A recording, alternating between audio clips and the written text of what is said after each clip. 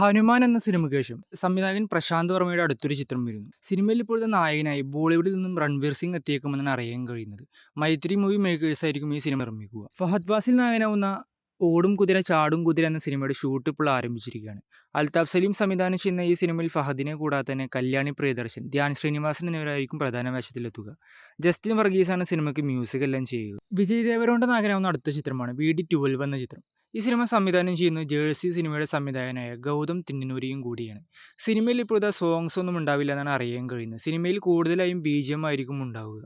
ഈ സിനിമയിൽ വിജയ് ദേവരകൊണ്ട ഒരു സീരിയസ് കോപ്പ് റോളിലായിരിക്കും എത്തുക. കമൽഹാസൻ ചിത്രമായ തഗ്ലീബ് സിനിമയുടെ ഒരു പുതിയ പ്രൊമോ കൂടി വരുന്നു. സിനിമയുടെ പ്രൊമോ ഇപ്പോഴത്തെ മെയ് 2-നോ 3-നായിരിക്കും വരിക എന്നാണ് ഇപ്പോൾ അറിയാൻ കഴിയുന്നത്.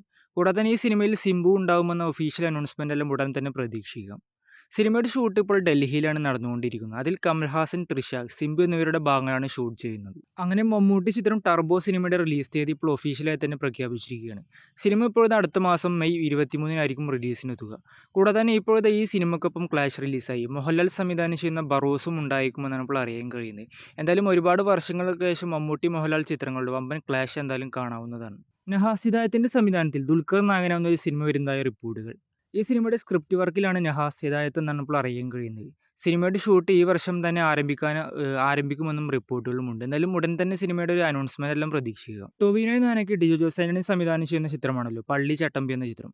ഈ സിനിമ 3 വർഷങ്ങൾക്ക് മുമ്പ് ഒഫീഷ്യലായി അനൗൺസ് ചെയ്തൊരു ചിത്രവും കൂടിയായിരുന്നു. ഇപ്പോഴത്തെ ഈ സിനിമയെക്കുറിച്ച് സംവിധായകൻ തന്നെ ഒരു അപ്ഡേറ്റ് തന്നിരിക്കുകയാണ്.